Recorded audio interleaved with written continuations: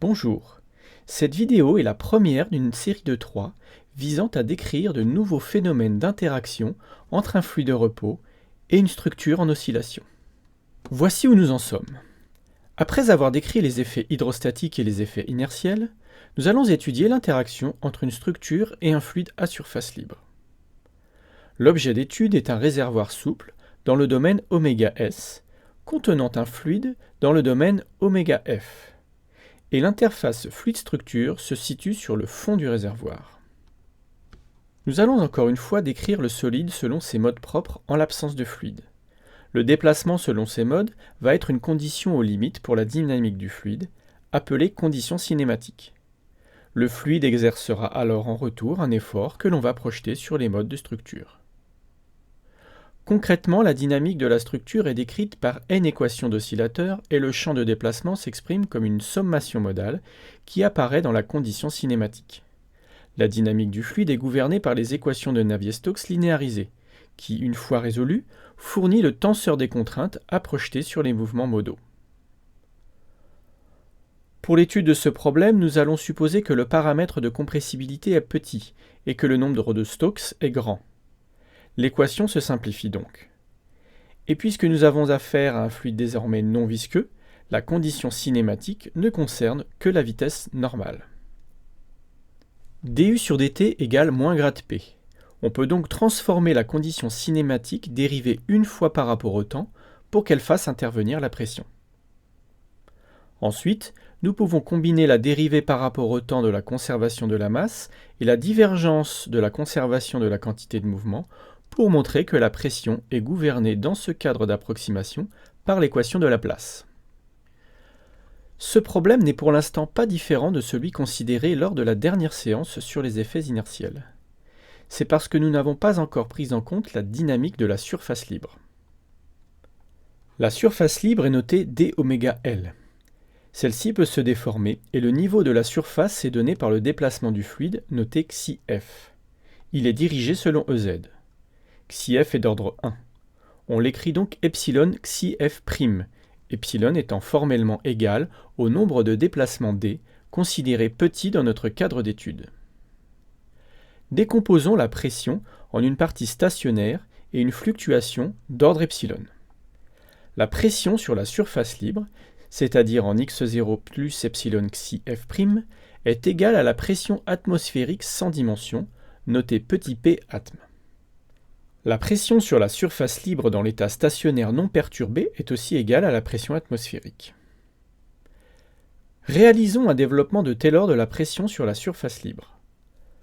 On obtient un terme à l'ordre 0 et deux termes à l'ordre 1. Le premier terme d'ordre 1 est la fluctuation de pression en x0, c'est-à-dire sur la surface libre non perturbée. Le deuxième terme d'ordre 1 est le gradient de la pression dans l'état stationnaire scalaire le déplacement du fluide, qui est d'ordre 1. Ce second terme est lui aussi évalué en x0, soit sur la surface libre non perturbée. Puisque le terme d'ordre 0 est forcément égal à la pression atmosphérique, les deux termes suivants doivent se compenser.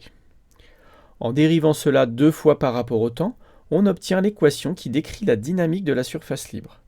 Il faut bien noter ici que cette équation est évaluée sur la surface libre non perturbée, qu'on peut noter dω0L. Revenant à notre problème complet, nous pouvons y ajouter l'équation que nous venons d'obtenir pour la surface libre. Regardons tout d'abord ce que donnent les solutions de ce problème lorsque le fluide est totalement découplé du solide, c'est-à-dire en remplaçant la condition cinématique par une condition de vitesse nulle à la paroi. Il s'agit d'un problème dont les solutions peuvent être écrites comme une série de modes propres associés à une fréquence propre. Voici quelques exemples. Ainsi, le fluide possède à présent une dynamique propre qui lui a été donnée par la présence de cette surface libre. La résolution du problème couplé avec la dynamique de la structure n'est plus aussi directe que dans la précédente vidéo où nous vous avons mis en évidence la masse ajoutée. Pour développer une méthode de résolution de ce problème, nous pouvons commencer par un problème simplifié où nous considérons un seul mode de structure couplé à un seul mode de surface libre. La linéarité du problème nous autorise à décomposer la cinématique du problème en deux sous-problèmes. La pression est décomposée en deux champs, P1 et P2, correspondant à la pression solution de ces deux sous-problèmes. Le problème 1 est le suivant. Il s'agit d'une déformation de la structure et du fluide contenu tel que la surface libre se déplace pour assurer la conservation du volume, mais sans se déformer. Elle reste donc horizontale. Le déplacement qui satisfait cette condition est noté phi Lz, qui est dirigé selon Ez. La pression P1 solution de ce problème s'obtient en résolvant un problème similaire à ceux que nous avons étudiés au cours de la précédente vidéo sur les effets inertiels et peut s'écrire Q', phi P, où Q' est la dépendance en temps du déplacement modal de la structure. Le système d'équations pour phi P s'écrit finalement ainsi. Il n'est pas différent de ce qui a été fait dans la précédente vidéo. Le second problème correspond au problème de mécanique des fluides avec surface libre, mais où la structure est considérée parfaitement rigide. La solution de ce problème est décomposée elle aussi en un produit d'une fonction du temps, notée R point, et d'une fonction de l'espace, notée psi p. Introduisons tout d'abord cette forme de solution dans les équations, et séparons la dépendance en espace de la dépendance en temps dans la condition de surface libre. On montre alors que les deux côtés de l'équation sont égaux à une constante, que nous pouvons écrire moins oméga carré. Ce jeu d'équations est un problème de Sturm-Liouville, dont il existe une infinité dénombrable de solutions. Ce sont les modes propres et fréquences propres du problème de surface libre. Considérons la pression totale dans le fluide comme étant la somme des pressions de chacun des deux problèmes. La contrainte consécutive à ce champ de pression est alors projetée sur le mode de déformation du solide. La dynamique du solide est alors gouvernée par une équation d'oscillateur avec différentes forces additionnelles. Il y a tout d'abord la masse ajoutée qui provient du terme en Q', dont nous avons déjà parlé. Ensuite, des forces proportionnelles à Q', nous pouvons identifier les raideurs ajoutées, d'origine hydrostatique et qui ont elles aussi déjà été étudiées. Une nouvelle force apparaît, elle est proportionnelle à R'. Elle exprime un effet inertiel de la dynamique de la surface libre sur la dynamique de la structure. Revenons à la pression totale de notre problème et voyons comment elle influence aussi la dynamique de la surface libre. Introduisons cette pression dans l'équation dynamique de la surface libre et projetons cette équation sur le mode de pression psi p. Après intégration deux fois en temps, on obtient une équation d'oscillateur pour l'amplitude R avec deux forces additionnelles dues à la dynamique du fluide entraîné par les oscillations de la structure, proportionnelles à Q', et Q'. En définitive, cette démarche de séparation du problème linéaire complet en deux sous-problèmes nous permet de décrire le couplage fluide-structure sous la forme d'oscillateurs couplés, l'un pour la structure, l'autre pour le fluide.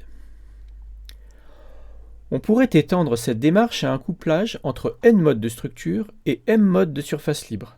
Les matrices ne seraient plus de taille 2 x 2, mais n plus m fois n plus m, et la pression totale dans le fluide est la somme de toutes les contributions de modes. Je vous propose de résumer notre démarche de modélisation. Nous cherchons à résoudre le problème complet suivant, qui n'est pas simple à analyser en l'état. Nous l'avons donc décomposé en deux sous-problèmes. Le premier est schématisé ici. Il s'agit d'une sorte de problème de surface libre avec un couvercle empêchant la déformation de la surface. Le second problème est un problème de mécanique des fluides avec parois immobiles, mais sans couvercle, ce qui permet à la surface libre de s'exprimer. Ce problème possède une infinité de modes propres et fréquences propres, et la projection de l'équation de surface libre sur chaque mode donne des équations d'oscillateurs indépendants. Pour coupler les deux problèmes, nous construisons la pression totale, et c'est cette pression qui est projetée dans la condition dynamique et dans l'équation de surface libre.